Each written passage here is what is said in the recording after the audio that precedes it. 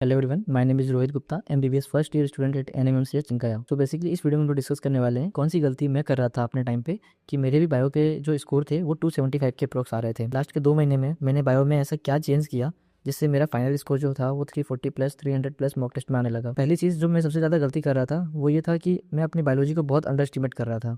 And even अभी भी बहुत सारे लोग ऐसे हैं जो अपनी बायोलॉजी को बहुत ज़्यादा अंडर एस्टिमेट कर रहे हैं। जब से नीट 2025 का पेपर हुआ है तब से लोगों को ये लगा कि फिजिक्स का पेपर जो होगा वो काफ़ी टफ आएगा। एंड अभी मेरे साथ जो भी मेंटरशिप में बच्चे मेरे से जुड़े हुए हैं, इवन मेरे कुछ फ्रेंड भी हैं जो प्रिपरेशन कर रहे हैं, उन लोगों को ये लग रहा है कि फिजिक्स बहुत टफ आएगा और इसकी वजह से वो फिजिक्स में बहुत ज़्यादा टाइम अपना इन्वेस्ट कर रहे हैं।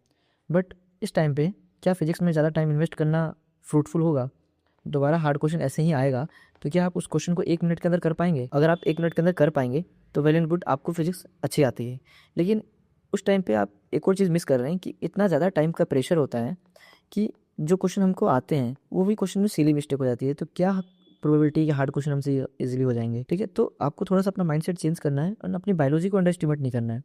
मतलब जो टाइम आप फिजिक्स में एक्स्ट्रा लगा रहे हैं उस टाइम को अगर आप बायोलॉजी के अंदर हार्ड क्वेश्चन प्रैक्टिस करने में लगाएंगे तो वहाँ आप ज़्यादा नंबर गेन कर पाएंगे। देखो, जब से पेपर टफ आया तो इस बार का कटअप भी जो है वो काफ़ी कम गया है। तो तुम एक चीज़ समझो कि 530 के अंदर जो 530 स्कोर है इसमें बायो और केमिस्ट्री ये कितना ज़्यादा इंपॉर्टेंट प्ले करता है। मतलब कुछ बच्चे ऐसे हैं जिनका बायो और केमिस्ट्री से ही सिलेक्शन डिसाइड हो गया था। लाइक मेरा ही एक बैचमेट ऐसा है, इसमें उसके फिजिक्स के केवल 60 मार्क्स थे, फिर भी वो ओवरऑल स्कोर जो था वो 540 अचीव किया और वो अभी मेरे साथ मेडिकल कॉलेज में पढ़ रहा है। तो आपको समझना है कि बायोलॉजी की इंपॉर्टेंस सिलेक्शन के लिए कितनी ज़्यादा इंपॉर्टेंट है। मैं नहीं कह रहा हूँ कि बहुत अच्छी रैंक लाने के लिए इंपॉर्टेंट है, क्योंकि रैंक लाने के लिए फिजिक्स भी इंपॉर्टेंट होती है, बट एक एवरेज स्टूडेंट के लिए अभी सिलेक्शन बहुत इंपॉर्टेंट है कि 99% क्वेश्चन जो है अभी भी एनसीईआरटी से आएगा। लाइक इस बार 1 या 2 क्वेश्चन जो थे वो एनसीईआरटी से बाहर थे, ठीक है, बट 99% क्वेश्चन जो होंगे वो अभी भी एनसीईआरटी से आएंगे। एंड अगर आप बायो में 340 प्लस नहीं अचीव कर रहे हैं तो आपको फिजिक्स में ज़्यादा टाइम देने का कोई भी इंपॉर्टेंस, लाइक अगर आप बायो में अभी भी 340 प्लस अचीव नहीं कर रहे हैं तो फिजिक्स के अंदर ज़्यादा टाइम देने से कोई मतलब नहीं है। लाइक जो मैंने आपको अपने फ्रेंड का बताया कि देखो उसने बायो में 345 अचीव किया, केमिस्ट्री में उसके 135 स्कोर थे, बट फिजिक्स में 60 मार्क्स ला के वो 540 मार्क्स टोटल गेन कर गया। तो ऐसा ही आपको सोचना है कि अगर दोबारा पेपर टफ आया, पेपर इजी आएगा तो सब बच्चे सही करेंगे, बट अगर पेपर दोबारा टफ आया आपको अपना माइंडसेट कैसा बनाना है।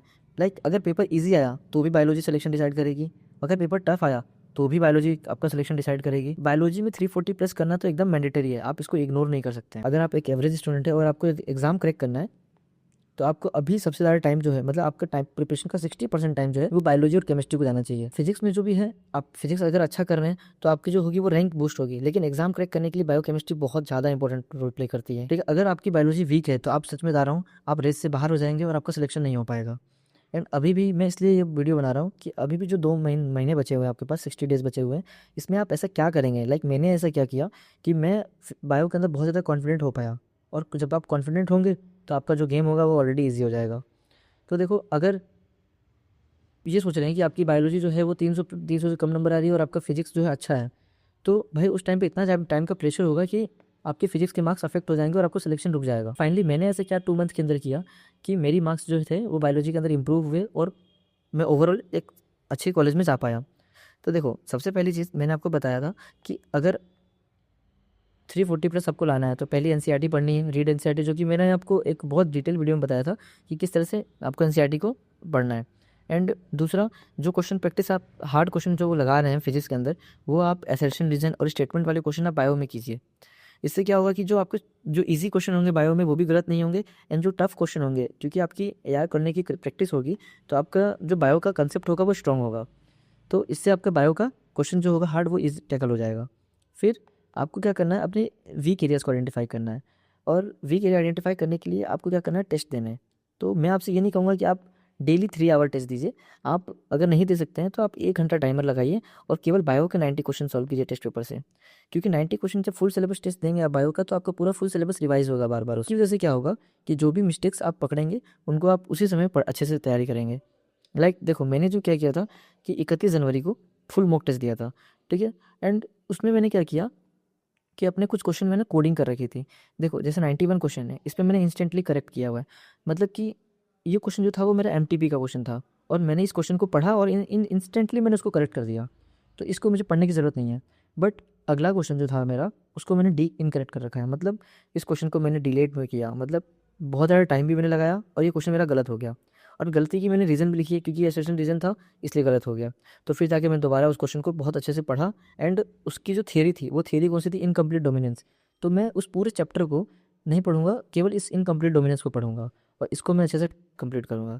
फिर ऐसे ही लाइक इंस्टेंटली इनकरेक्ट भी क्वेश्चन मेरे से हुए जो मैंने जल्दी जल्दी में किए और वो मेरे से गलत हो गए। लाइक हीमोफीलिया का क्वेश्चन था एंड मैंने क्यों गलत किया, क्योंकि मुझे पूरा याद नहीं था।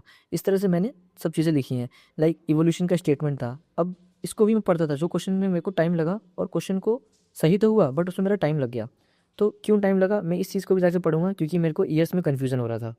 ओके, लाइक अब देखो एक और क्वेश्चन है मेंस्ट्रुअल साइकिल का, कन्फ्यूज़न था बट नेमिंग ऑफ फेज में मेरे को उसमें कन्फ्यूजन था। ठीक है, इसी तरह आपको क्या होंगे, बहुत सारे क्वेश्चन जो होंगे आपके बहुत सारे क्लियर हो जाएंगे।